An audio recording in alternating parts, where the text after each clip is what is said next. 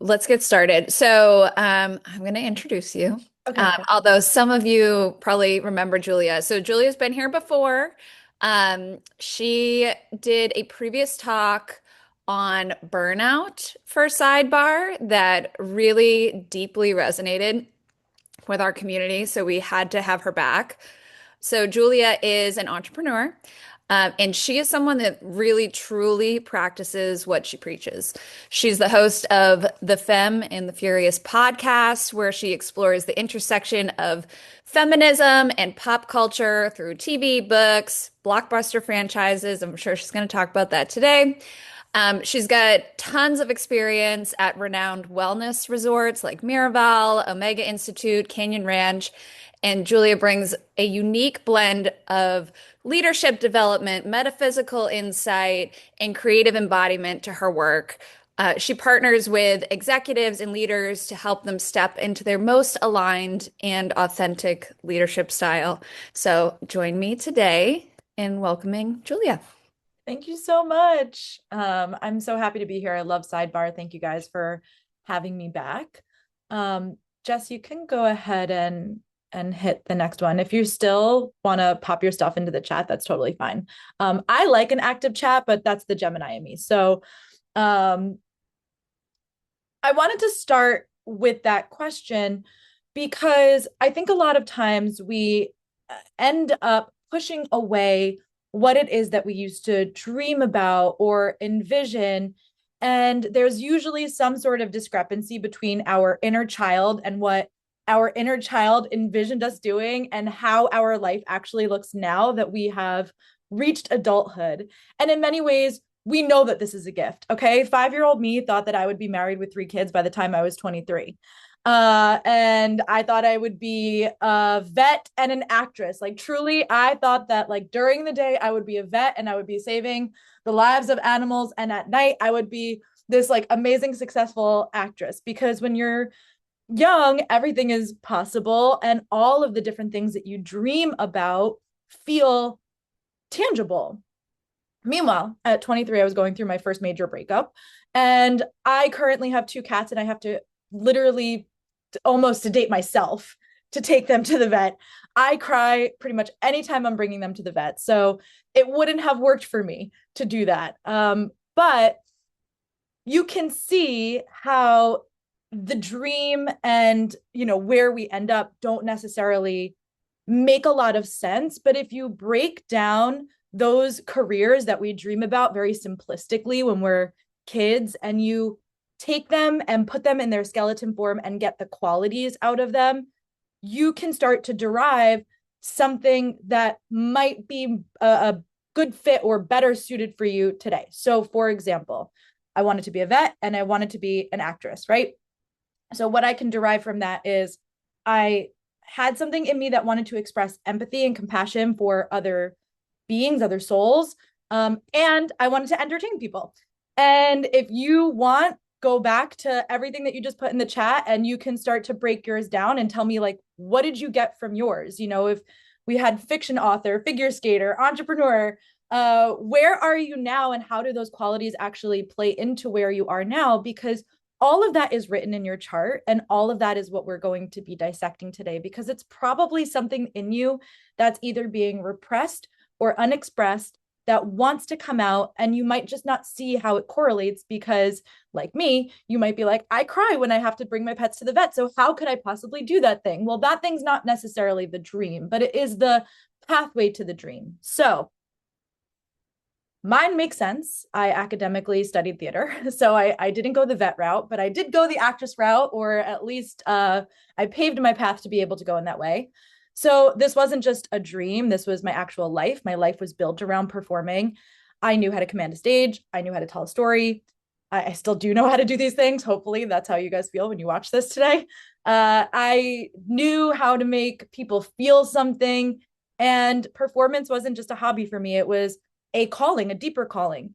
And I went through my academic career, and much like you guys, I graduated having just completed this, stint in an art school, feeling really insulated by other artists. And then I graduated, and all of a sudden the noise starts kicking in. And For me, it was like, you are not going to make any money doing that, right? Classic starving artist trope. That's not realistic. You're not going to make it. Uh, you need to do something that's going to be stable. And I'm sure whatever your dreams are, you had something similar going on in the back of your mind, whether you wanted to really pursue it or not. So if you have any of those, you can also drop those in the chat. That, by the way, is a picture of me in my first play as Frenchie, in case you couldn't guess that. And I felt a little synchronistic this morning because I was doing a trivia quiz, which I do every morning, and there was a question about Frenchie on there, and I just felt like the universe was aligning for us today. So, Jess, you could move on to the next slide. Thank you. So when enough people say something with certainty, particularly around that inner critic, it starts to sound like the truth, even when it isn't. So what I did as a rational thespian in my position who was drowning in student loan debt, I pivoted, I did the responsible thing, and I went into corporate. And unsurprisingly, my talents were wasted in corporate, not because I was bad at it. I was actually quite good at it because I'm intuitive and I can read people easily. I understand group dynamics. I can synthesize complex information quite easily and present it back to people really clearly. So I was able to fit into the role that I was in corporate, but none of it felt really expansive for me. Like some of you who have probably been in corporate or are in corporate, it can feel a little soul sucking. So I felt like I had this massive internal operating system and I was only using like 10% of it. I knew I was meant for more. I just didn't know what that even meant. So I ended up quitting that job in corporate. I moved to Massachusetts and I took a riskier position because it was strictly commission based at Miraval Berkshires as an astrologer. And at that point, I had been studying astrology for about 4 years. So this was a step in the right direction. It was more aligned with my gifts, my talents. I was finally in a place at Miraval where my intuition was an asset. My ability to speak to a crowd, to entertain people, to joke and bring levity to some really heavy, serious topics was valuable and encouraged. And I was much more in my element. I loved my work. I love doing astrology. It is one of the biggest accomplishments I always say in this lifetime is understanding astrology to the point that I do, that I was able to do it and still am able to do it professionally in this context. But here's what I learned when I was at Miraval: a job without your dream lifestyle, even when it's your dream job, doesn't mean anything. It sort of just falls flat. And you can love what you do and still feel really misaligned. And for me at Miraval, when I was going on my third year, just around my third year, I was getting bored because I was teaching the same classes. And because they were so successful in that model for Miraval, I wasn't able to divert from those programs and create something new. So I was starting to feel creatively stifled. Plus, I felt geographically limited. I don't know where you guys are located in the world, but I grew up right outside of Manhattan, like within an hour of the city. And I was working and living in a rural part of Massachusetts. So I just felt like my lifestyle didn't really reflect the bigger vision that I had for my life. And even though I loved my work, something still felt off. So everything is just breadcrumbs. So Jess, you can hit the next slide. Thank you, my dear. So instead of thinking about my career in isolation, I started thinking comprehensively. And that is where the art of living alchemy is born. So the art of living alchemy is my personal philosophy that your life has to support you across 4 cornerstones. And those 4 cornerstones are creativity. And this asks you whether your life is playful. Are you making things? Are you engaging with your inner child? Are you expressing yourself? Are you just consuming content? Easy, we're all doing it.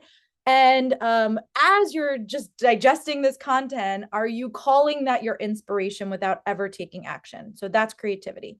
Then we have consciousness.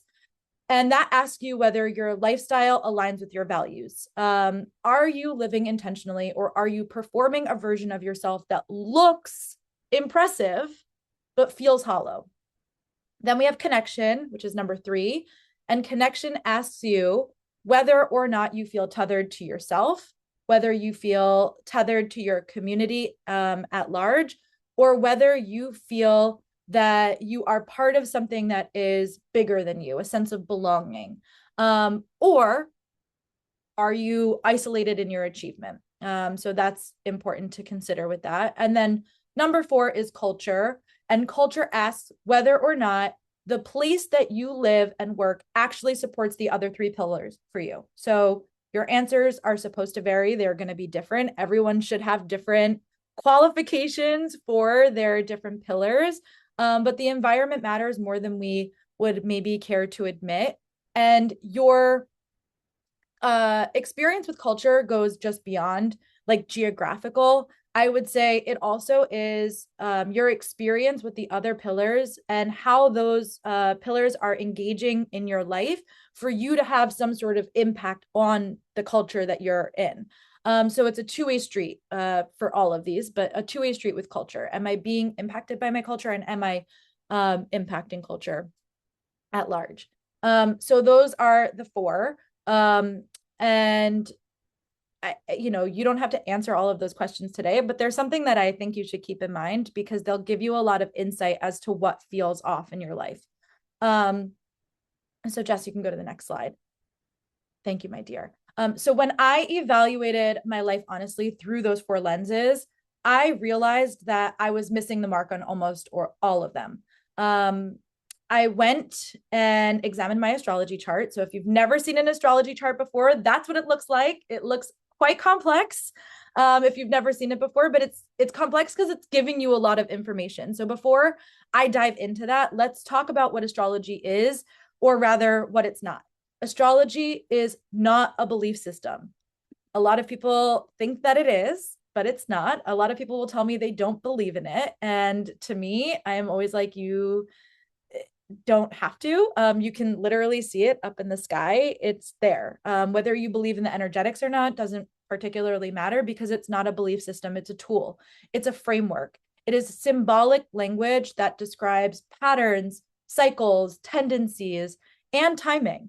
So you don't have to believe in gravity for gravity to be something that is functioning in your life. Astrology operates in a similar way. It gives you access to your inner mechanics, if that's something that you're interested in. And because we've all here been in corporate, I'm sure in some capacity, it is similar to like a parachute quiz or to Enneagrams. Though I will say, out of any tool that I have ever been introduced to, astrology is the most bespoke by far. It can give you so much information as far as like your personality, your energetics, and how you can use those to your advantage to make your life just so much easier. It's truly your deepest potential and what you are capable of in this lifetime, but it is not what is promised. You have to work at it. This is not just gifted to you. You have to work your way through this energy. You have to understand it to be able to leverage it. So astrology is quite important, in my opinion. I think it can give you a lot of information. It can tell you how you can feel confident in your body, including fashion, right? It can tell you your talents and how you can monetize those things. It can clarify how you can communicate most effectively. It can tell you your path of service. It can tell you your creative gifts. It can tell you potential health sensitivities. It can give you career timing. Like literally, if you name it to me, I can tell you where it operates in your chart, and your chart can provide you clarification on it. So it is a comprehensive tool to understand yourself, understand your life, and to make your life much easier. So when I looked at my astrology chart, which that's what you're looking at, during this period of time, I noticed 2 major things. First, there were a lot of planetary shifts that were happening that were not subtle. They were completely redirecting my trajectory. And this is not just for me, this is for everybody. So if you're here today and you're listening, whether you follow astrology or not, you can probably feel that the world is changing. You can see that industries are shifting. You can tell that identity is shifting. You can tell that power structures are shifting. And we'll look at why in a moment. We will go into like the particulars of the astrology, but that is the overarching energy that is impacting literally every single person right now on planet Earth. The second thing is my creative energy in my particular chart was dormant. And I knew for myself that it was not going to stay that way. So I asked a bigger question. Where in the world would my energy be most supported right now? Because location felt like the easiest problem to tackle. I just knew that my journey in like rural Massachusetts was over and I was ready to move. And I just wanted to know where and what was going to be best for me.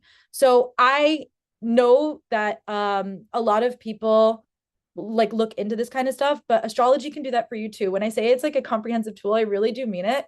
Astrology can tell you where in the world your energy is also best suited. It is called astrocartography. It maps how your personal energy interacts with different places across the globe. And when I looked at mine on a map, one place lit up for me in particular, and that was Paris. Why Paris? Because my chart at that moment in time and still currently is demanding beauty, craftsmanship, artistry, romance, cultural immersion. And Paris is a city that centers all of the things that I value most: creativity, connection, culture, and consciousness. So it was just lighting up as like that's a good spot to be. That's a place that you should go and pay attention to. And I committed. I saw that. I said, this is the easiest move in my mind.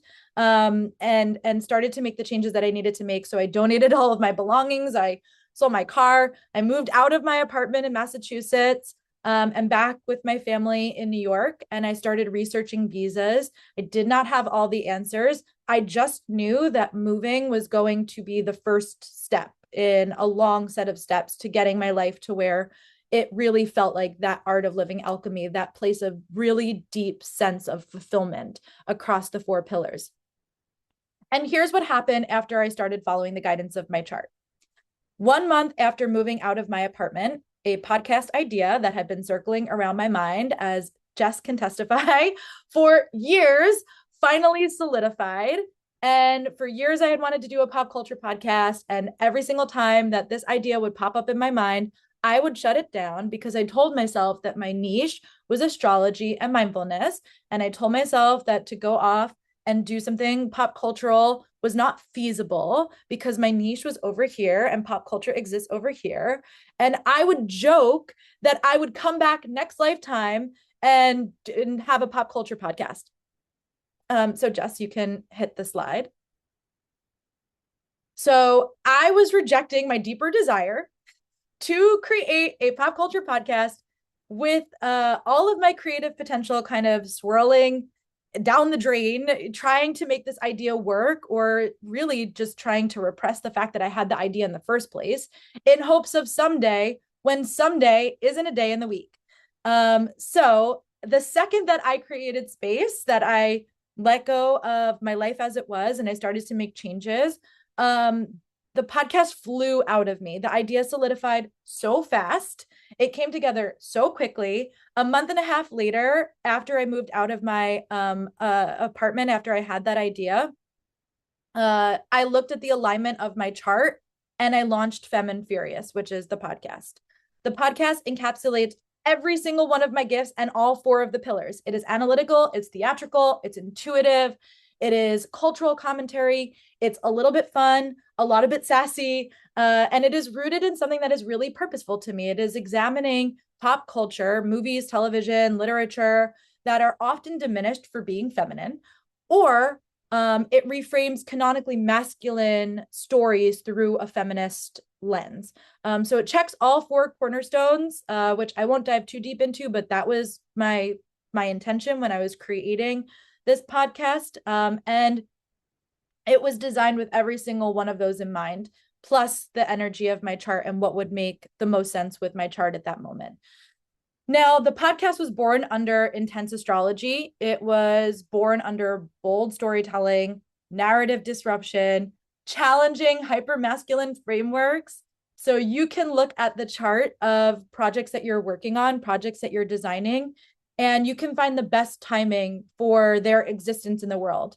So while I found that it made very little sense for my personal life. Literally no logistical sense in my personal life did it make sense to launch this podcast.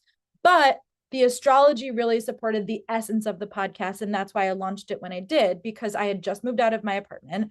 I was driving 3 hours to work from New York to Massachusetts, sleeping over at the hotel at Miraval, driving 3 hours home. So there would be nights when I would drive up to Miraval in the morning. I would work all day and take clients. I would stay up late to watch shows like The Last of Us, which was one of the shows that I launched the podcast with. Anything that I would be covering on the podcast, I would stay up late, watch the show, take notes, get my whole show notes together. And then I would go to sleep, wake up early to record before I had to start my workday. And then I would edit the podcast between clients and teaching classes all day at the resort, only to get back in my car and drive 3 hours back to New York at the end of the day. So it made no logistical sense. And yet, the creative existence of the show needed to be born in that moment. And so it just made sense to hit the gas and press play, because I knew that that's when it was going to make the most sense under the energy that I wanted this project to be born under. So astrology didn't force me to do anything, but it gave me permission to do what I was already dreaming about. 2 months after launching the podcast, I quit my job at Miraval. And 2.5 months after that, after quitting my job, I took a scouting trip to Paris to figure out where in the city I wanted to live. So I was there for a majority of the fall in 2025. And now I'm preparing for my return in just a few weeks for good. So Jess, you can hit the next slide. Thank you, my dear. So this is where it becomes bigger than just my story. And I wanted to give you the background because I want you to see the energy that we're working with. But we are living in historic astrology. That's not metaphoric. That is like very literal. We are living in transits that we are experiencing right now that are once in a lifetime. We will never experience them again in this lifetime. And they are all pointing in one direction, and that is creative expansion. So I quit my job to pursue my art because now is truly the time. The energy is supporting it. And the first thing that we'll look at across 3 different major transits right now is Pluto in Aquarius. Now, even if you are not in Aquarius or any of the signs that we talk about today, it doesn't matter. You have all of the astrology signs in your chart. So you are being impacted by this energy, whether you are that sign or not. It doesn't matter. You have it somewhere, and this energy is being impacted somewhere in your chart. So when it comes to Pluto and Aquarius, it is all about collective transformation. We are already in this energy since November of 2024. We'll be in it until 2044. So we have a long 20 years that we are exploring this energy. It doesn't matter what it is that you feel called to do. I'm going to give you a bunch of different examples as we go through all of these different transits, because there's really a lot of different avenues of creativity that I think people forget about, that they're not necessarily like conventionally artistic. But we're not talking about just our art for the sake of creating art. We are talking about creativity, which exists in many, many different forms. It could be a big project like a podcast, like Femme and Furious, or it could be that for years and years, you've been talking about gathering all of your family recipes and putting them in a book and distributing them out to your family. It's not going to impact really anyone outside of your family, but that is impactful for the circle that you're in. So these don't have to be big projects that see themselves out into the world on a larger capacity, but it's your creativity and however it needs to be expressed or explored. And when it comes to Pluto and Aquarius, this is transformational energy. It's about collective transformation. Now, the last time that Pluto was in Aquarius, and I'm going to give everybody just the basic history. I don't want to go too deep into it. I could talk about this stuff for hours and hours, and trust me, I do.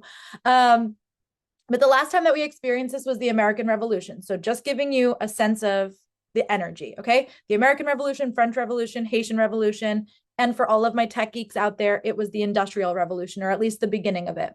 So Pluto in Aquarius is deeply community-centered. It is a time for technological advancements.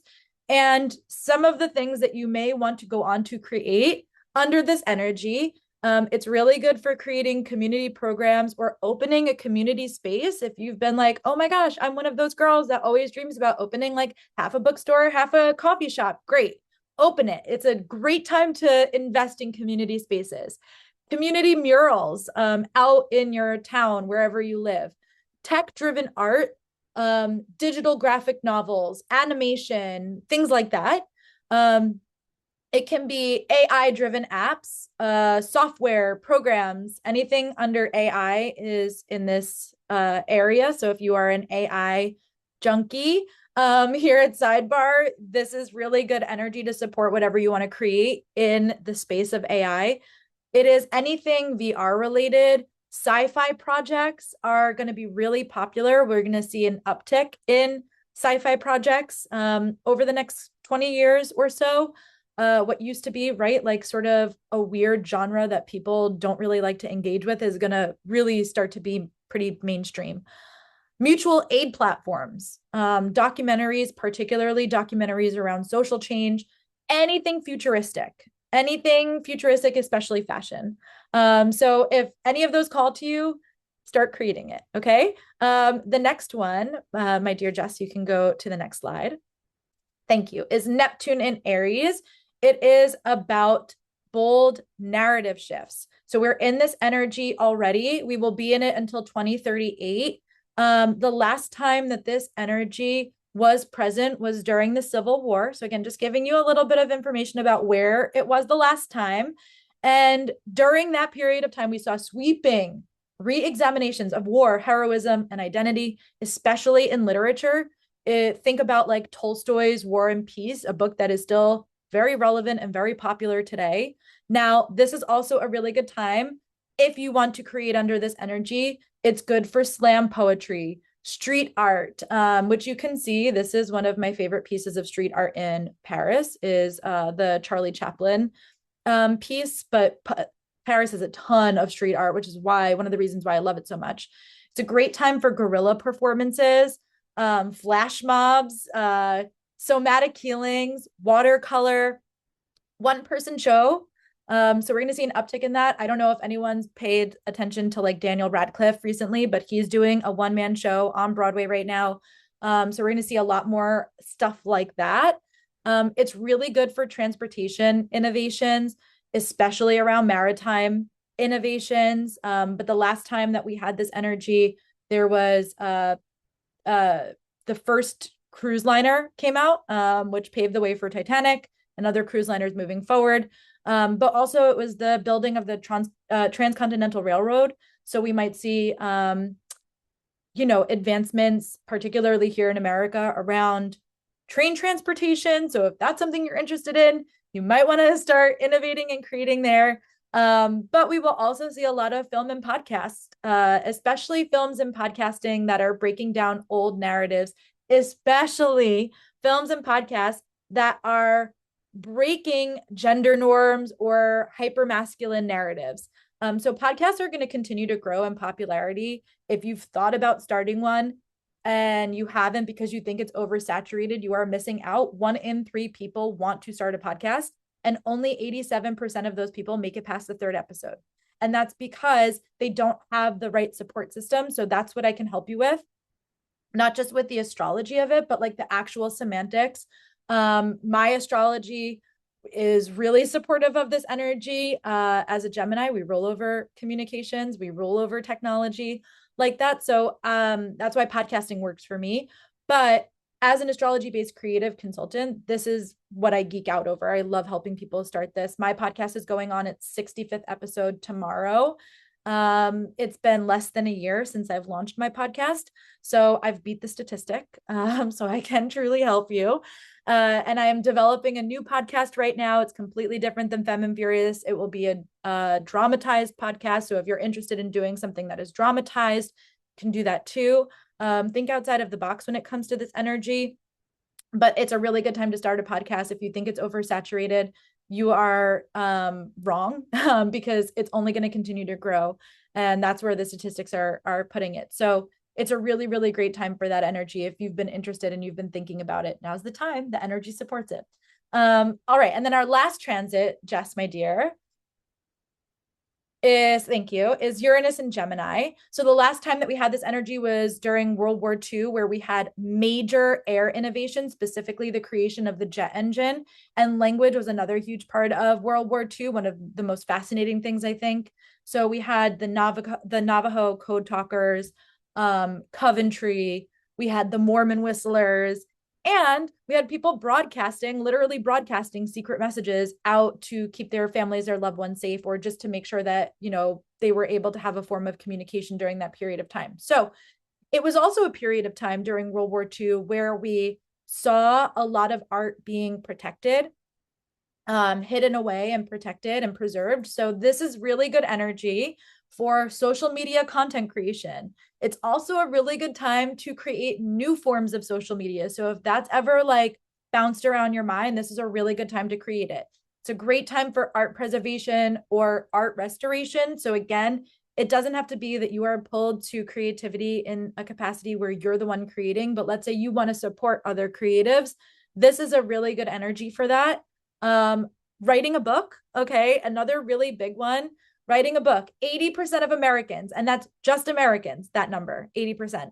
So we're not even talking a global capacity yet. They want to write a book, and out of those 80%, only 15% actually start. So again, if you want to write a book, this is what I help consult a lot of people with. We look at your chart, we look at the energy that you want to bring in, and I can really get you nice and supported. It's good for copywriting, learning a new language, blogging, Substack, newsletters, educational tools, transportation projects, and music and soundscapes are really, really good under this energy. So throughout history, we've had major moments of change.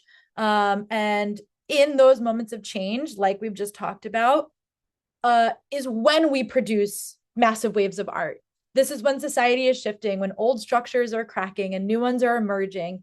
Creativity becomes a form of resistance, reflection, and reimagination, to be honest. And astrologically speaking, we are absolutely living through one of those moments right now. So these planetary transits create pressure that demands action. That's why we feel stirred to do something right now. It's why some of us even feel stir crazy because we don't know what to do with this energy.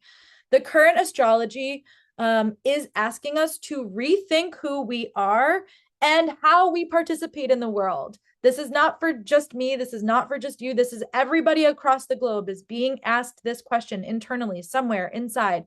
We are struggling with this. We are contemplating this. So you can see how under this energy, action can easily turn aggressive. We've seen a lot of that in the world too. Temperatures are high, energetically speaking, but creativity is one of the most powerful outlets that we have because art allows us to process, question, challenge, and envision new possibilities without causing harm to ourselves or to others. When we engage with creativity, we start practicing change on a personal level. We learn how to think differently. We learn how to express our values. We learn how to imagine alternatives. And when enough people start doing that, those personal shifts ripple outward. And that's how culture at large changes. That's how communities change. That's why creativity matters so much right now and why I just quite frankly won't shut up about it, because it's not just about making something beautiful, which is wonderful because we could all use a break from doom scrolling for hours on end and looking at something beautiful in exchange of that, but it's deeper than that. It's about participating in the evolution of the world around us. Astrology isn't here to limit you. It's here to show you where the current is flowing so that you can swim with it and be a part of this change for yourself and for others. So your chart can help you discover how to discover your true creative talents. Maybe you love to write, but you can't sit down and get anything out. Your chart can help you craft a plan that actually supports your energy and allows you to see a project through. And you can do that for any medium or any energy type. I know for me personally, and for those who know me that are here, I work best in creative cycles where I have periods of time when I can bunker down from the second I wake up until the second I fall asleep and I might do that for 2 solid weeks. I like don't come up for air, but I will bang a creative project out, and then I will not do anything like creative for a month while I'm percolating on the next thing. But that's all decoded in my chart. It's all there, and it helps you feel normal about your own creative process. Um, Jess, can you hit the next slide for me, please? Thank you. So you can even use astrology to deepen your projects. My podcast has its own birth chart, okay? Because even though I've created it, art exists separate from us, the individual that is creating it. So once we put our art out there, it belongs to the world, and your project will have its own chart. So I use astrology to help me get the energy just right, of the vibe of the show. But let's say you're writing a novel and you're stuck on a character. Astrology can help you understand their motivations, their fears, their contradictions. It is a truly comprehensive creative tool.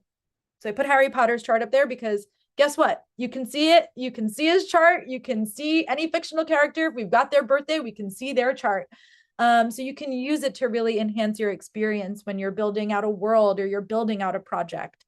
And that's the core of what I want for you to take today, is that unlocking your creative energy, whether it's conventional or not, it is about what brings you fulfillment. It is about going back to that inner child and saying, like, there's something in my inner child that wanted to be expressed in this way. And maybe it needs to look different now. Okay. Maybe you don't need to be a veterinarian, but you can still play with that energy because your creativity trains your brain to see problems as solvable. It conditions you to think alternatively. It makes obstacles feel temporary instead of permanent. And it doesn't remove stability from our life, which is something that we usually tell ourselves, but it actually strengthens it. So when you design a life that supports your creativity, it aligns with your values, it nurtures connection, it immerses you in the right culture, your life becomes easy or much easier. So the art of living alchemy isn't about quitting your job tomorrow and moving to Paris, though if you want to join me, please feel free. It is about asking better questions of yourself. It's about designing your life intentionally. It is about making available and using the tools that you have available to you, whether that's astrology, psychology, geography, right? Maybe the location isn't quite right. It is about your community, all of the tools that you have at your resources, to really use them as the resources that they are and build a life that actually fits. So I'm going to open up for questions in a second, but I'm going to drop in the chat a PDF. It is a workbook. It is called The Art of Becoming. It's long, okay, and it's designed to be long. It's mostly space for you to write questions, write your answers out to questions, but it's 52 pages. It is designed to help you think comprehensively about your dream life, about what's underneath all of the noise. And so you should take your time with this, but it's derived from the different key components of astrology. So you can see just how deep the workbook goes. And that's exactly the type of work that I do with clients, with anybody, literally with myself included. So I'm going to drop that in the chat. Jess, you can go to the next slide. We're going to open for questions if you have any. But that QR code right there is to all of my stuff, my website, my booking links, anywhere that you might want to connect with me, social media, all that fun stuff. So we'll leave that up there for questions while we open to questions. If you have any, I will drop the PDF in the chat for you to download.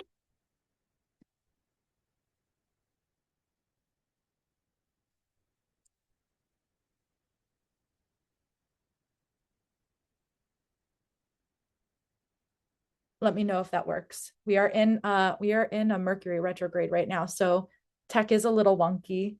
I haven't been able to airdrop anything to myself for like the last couple of days that Mercury has been in retrograde. It's a pain. So you can also use astrology to understand when you're going to have tech blips too. Any questions? Any at all? This is Jordan. I totally loved the session, and I think I could totally relate. Though I'm in the tech, more AI product management, but I'm also an energy healer, so I practice pranic healing, and we blend in a lot of this philosophy of how you need to stay aligned and use, the totally the word that you used, energy framework, right? It Yeah. is what is driving all of us around. And about the Aquarius, right? That we're just getting into this Aquarius period, and it's all about the air sign and just disruption in technology and all of that stuff. So I would love to chat. Yeah, this is something I've been thinking though, like you said, growing up, my dream was to be an interior designer. Did not pursue that, but somewhere along the line, life took me, into this holistic, esoteric world as well. So I kind of Okay. tried to blend, but really wanted, there is another dream that somewhere down the line in a few years to kind of move into that to help people, really, I mean, you're talking about feng shui. Yeah, yeah, kind of a combination of Feng Shui and kind of Reiki, right? It's a Yeah. combination of Reiki, Feng Shui, and esoteric astrology. So There's kind of there's help people heal through their, the life force and and their alignment. Yeah, this is see, I think that's great and I think we need more of that because I know for me personally, um I will walk into a room one day because your home represents you. It all has an energetic, flow to it. I will walk into a room one day and be like, since I was a kid, by the way, I've done this. Um, I'll be like, no, no, no. Everything needs to get switched around. So there would be times when I would be off from like school during a school break, like in elementary school, and I would literally take everything off of my walls. I would push everything into the middle of the room and just reorganize everything. Because your room, your space does hold an energetic frequency to it. And so if you could be somebody that help people with that, you could help them design it in a way that supports their energy much quicker, and then they don't have to be like me where they push everything into the middle of the room and then take a whole day to redesign the entire space. But these things are all important in our creativity. Those things that we desire, they're not random, they're pushing us towards our deeper sense of destiny. So my suggestion to you would be like, someday is not a day in the week. You don't need to wait for it to be down the road. Just put something together and see how it floats, and throw it out there, because you'll be ahead of the curve, for stuff like this. Whereas like in really 5-6 years, we're going to start seeing everybody in a more creative field or in some sort of merged with creativity in some way. So the people that are doing it now are really going to be the ones that are the thought leaders in this next wave of business and consciousness that we have coming forward.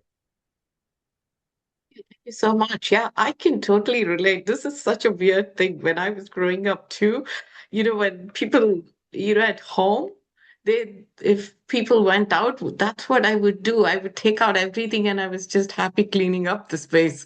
So it's like nobody ever spoke of it. And I'm like, this is the first time I'm just thinking it was, as a teen or a young kid, that was not anybody wanted to do, but I would reorganize everything. This is truly, yeah.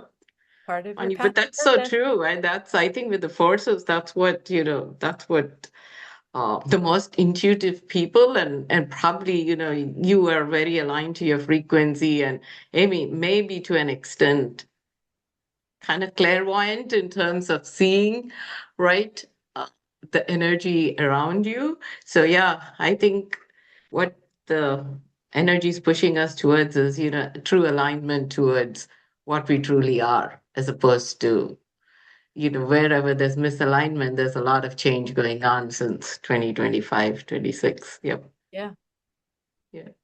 love it. Other questions? No questions? We've done an astrology presentation. No one has questions, like the first time ever in my life. What would you advise, Julia, if you have a creative idea but you don't know how to start? I would say you want to at the very least dissect where the blockage is coming from. Is it because you don't feel that you have the tools or the skills? A lot of worthiness goes into our creative projects, and we are very connected to our creative projects. So usually there is a very common blockage is people seeking perfection to before they even get started, or like perfect circumstances. Like people will be like, well, I need to clean my house from top to bottom before I can sit down and write a chapter of my book. And it's like, well, just write a chapter of the book. So that's one of them. I would look at like where it's coming from. Is it an idea that you have? Is it like, well, not an idea, a belief that you have. So is it, I really want to do this thing and I would really love to make the leap and do that, but I'm never going to be able to do it professionally. Or I'm never going to be able to make money off of that. To which I would say, it's never been easier to monetize your craft. Literally, there are people that dance on TikTok and do stupid little bits on TikTok and end up famous, and make money off of it. There are more entertainment reporters that are just content creation personalities that get invited to the Met Gala now and are doing interviews with celebrities. Like you can do anything that you want. You can monetize anything that you want. But we hold this belief of, again, the starving artist. So I would examine if that's where it's coming from.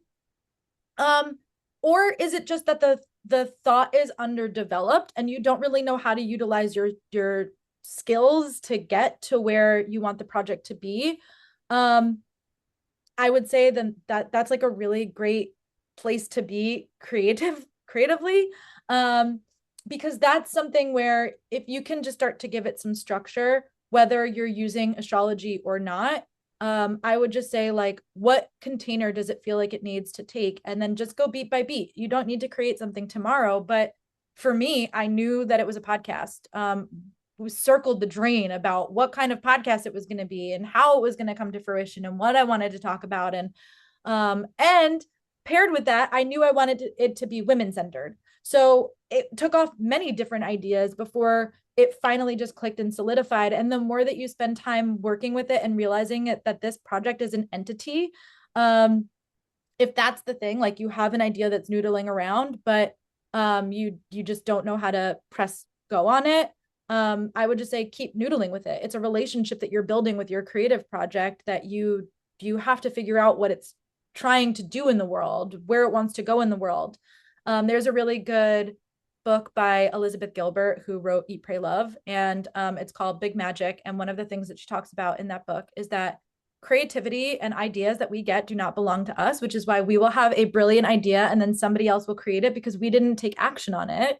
So these are things that are literally born in the collective consciousness, if you want to be like macrocosm about it or like super spiritual about it, that are knocking on your door because that energy thinks you have something to provide in getting it out in the world. So you might as well take action on it because it's knocking, it's asking for permission to work with you. And when you can kind of see it as a little bit separate as yourself, and it's not so much your baby, but something that you're developing a relationship with, you'll learn so much more about it. And then you can start to see what shape it needs to take and what form it wants to take and what container it needs to take. And then you're going to create it. The podcast where it was almost a year ago when I started it on April 7th and where it will be on April 7th of this year when it hits a year mark are two completely different places, but it just wants to get going and then you'll see and tweak from there. But those I would say are like the three biggest pathways that people have as far as like blockages go to their creative projects. Hopefully that's helpful. Other questions, thoughts, comments, concerns? That's super helpful. I'm just going to plug that we would love your feedback. So please fill out the survey if you can take a minute to do that. And back to you. Other questions?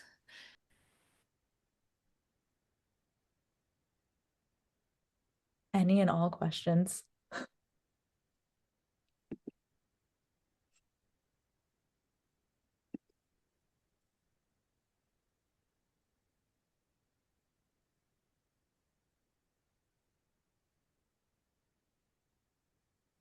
All right. This is, I think, the first time, especially when I used to teach at Mirabel, this is the first time that I don't think anyone's ever asked me a question about the astrology. Because the astrology can be quite dense. So if you do feel that way, don't be put off to it. You don't need to understand it. That's why you have interpreters that can help you understand this language and this energy so you can just go off and do the things that you need to do with that. Which is how I got into astrology. And I still have my very first reading that I ever got. And I still look back on it all the time and I see like what's still coming to fruition all those years later. I think I was 15, my first reading. So it's been over 15 years. But it, you can see so much from it. So if at any point you end up with questions, like let's say it's maybe something you didn't want to ask here, because sometimes it can feel personal, especially when it's around your creativity or the astrology. My email was in that QR code, not this one up here, but was up on the last screen. So if you have a question and you want to stay in touch and you want to send me an email, or you want to hop on like a quick call, my pleasure. I'm happy to answer any of your questions, because I know sometimes like it'll click 2, 3, 4 hours from now. You're like, oh wait, something comes up. So please don't hesitate to ask, because I know that sometimes this stuff registers a little bit later, especially with the astrology, as like stuff starts to click into place about the patterns. So I am available. I am a resource that you can come back to. My email's in there. My booking link to book, just like, hey, I want to just chat and catch up, is in there. All of that is available to you. Thank you so much, Sidebar, for having me. I absolutely love being here, and I'm so grateful, and I hope to see you guys all soon. Awesome. Thanks, Julia, and thanks everyone for coming today.